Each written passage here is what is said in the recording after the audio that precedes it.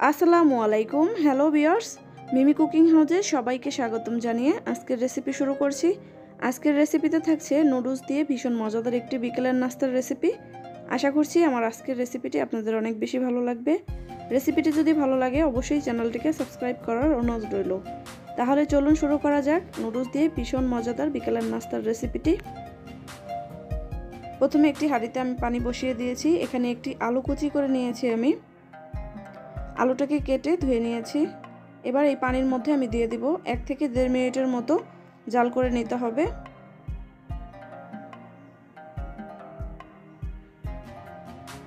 এক থেকে 1.5 মিনিট পর আমি এর মধ্যে দিয়ে দিব 1 প্যাকেট নুডলস। নুডলসটা সেদ্ধ করার পর এবার আমি একটি চাকনির সাহায্যে ছেঁকে নিচ্ছি। নুডলসটাকে একটি বাটিতে ঢেলে নিব।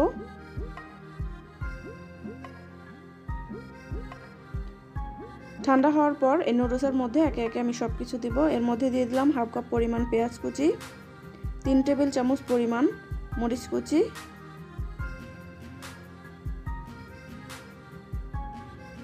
দিয়ে দিচ্ছি নুডলসের মশলা,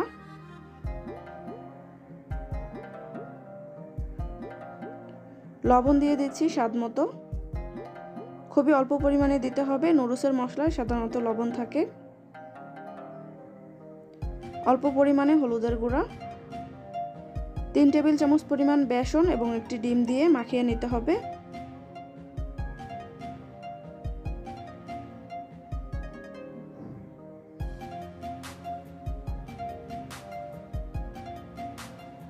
বেসনের পরিবর্তে চালের গুঁড়াটাও ব্যবহার করতে পারেন।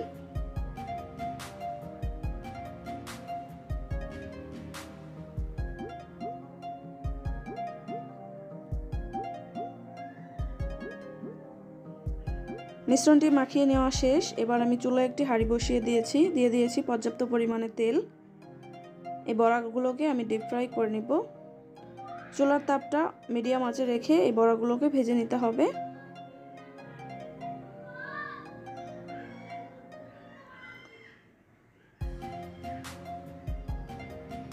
এবার উল্টে পাল্টে আমি খুব ভালো মতো করে 2 সাইডই ভেজে নেব।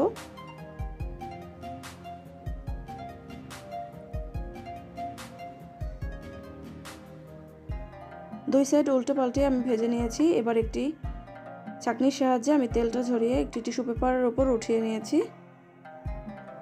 তো রেসিপিটি যদি ভালো লাগে অবশ্যই বাসায় ট্রাই করবেন।